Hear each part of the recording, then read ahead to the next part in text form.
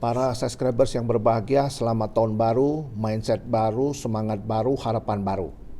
Kita harus terus sukses menghadapi tahun baru ini. Akhir-akhir ini saya ditanya oleh subscribers tentang apa sih Pak perbedaan antara perintah sama kuasa. Saya akan berbicara mulai dari doktrinnya ini ya. Ada satu doktrin di dalam hukum Belanda itu, inleiding tot de studie van Nederlandse strafrecht, itu membagi.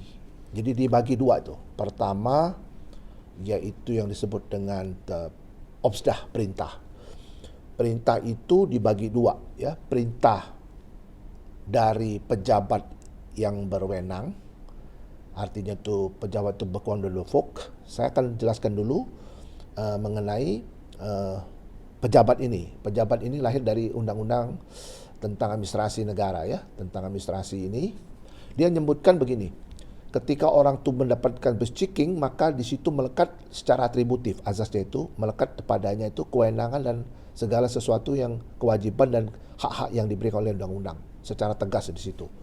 Jadi artinya orang tersebut sudah memiliki kewenangan sampai akhir jabatan itu. Dia bekwam dan bevok. Jadi dia bisa melakukan tindakan-tindakan hukum, memerintah, ya, memberi perintah kepada orang. Dia menjadi manus dominan dan yang diberi perintah itu disebut dengan manus ministra. Jadi antara ministra itu adalah penerima perintah. Nah, itu yang pertama. Yang kedua, dia bagi itu adalah perintah yang bukan dari pejabat. Tadi yang dari pejabat tadi yang disebut dengan ambtebevel. Ini ada perintah dari putusan hakim ataupun yang disebut dengan putusan yang berkekuatan tetap yang harus dilaksanakan ataupun yang harus dieksekusi. Jadi yang diberi perintah itu misalnya katakanlah, kalau saya kasih contoh, seorang jaksa melaksanakan eksekusi mati terhadap putusan yang sudah berkekuatan hukum tetap, inkrah van gewisde, terhadap terpidana mati. Nah, ini juga perintah. Nah, bedanya kalau yang ambtebevel itu bisa diuji di kode etik. Nah, kalau untuk yang kedua tadi itu tidak bisa diuji karena dia melaksanakan putusan ya yang merupakan perintah dari undang-undang. Nah, dari kedua hal tersebut kita sudah tahu nih bahwa perintah itu ada dua macam ya, seperti itu.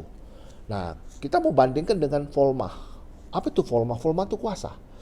Kuasa itu adalah seseorang bekwam dan bevok dalam lingkungannya dia ya, dia memberikan kuasa kepada seseorang ya untuk melakukan untuk dan atas nama dia. Artinya kuasa tersebut terbatas pada pekerjaan-pekerjaan khusus ya yang dilakukan oleh penerima kuasa untuk kepentingan si pemberi kuasa. Nah, bedanya kalau opsdak itu yang bertanggung jawab tuh rekening fatbarnya itu kepada si pemberi perintah.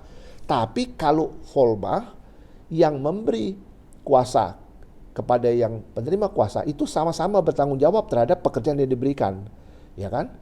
Dan apabila si penerima kuasa melakukan hal-hal di luar kuasa, contoh misalnya dia diberi kuasa untuk menagih hutang, tapi dia lakukan juga misalnya penganiayaan. Nah, masalah penganiayaan itu tidak bisa dipertanggungjawabkan kepada si pemberi kuasa, tapi tetap kepada si penerima kuasa. Namun secara keperdataan si pemberi kuasa bisa dimintain pertanggungjawaban keperdataannya. Tapi kalau untuk pidananya yang bertanggung jawab adalah si penerima kuasa. Kalau kita berbicara masalah opsdak tadi, itu sangat berbeda dengan volmah. Kalau opsdak itu pasti yang bertanggung jawab adalah yang memerintah, bukan yang diperintah. Kewenangan ataupun perintah ini muncul dari hukum administrasi ya.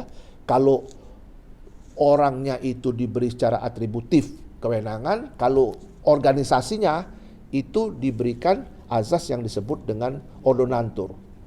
Azas yaitu kewenangan yang melekat kepada jabatan tersebut. Siapapun yang duduk di sana. Jadi kalau seorang misalnya menjabat sebagai bupati atau kepala dinas atau jadi kapolres atau jadi kapolda ataupun jadi kajati, jadi apapun jabatan itu secara ordonantur itu melekat apa yang sudah menjadi kewenangan di situ.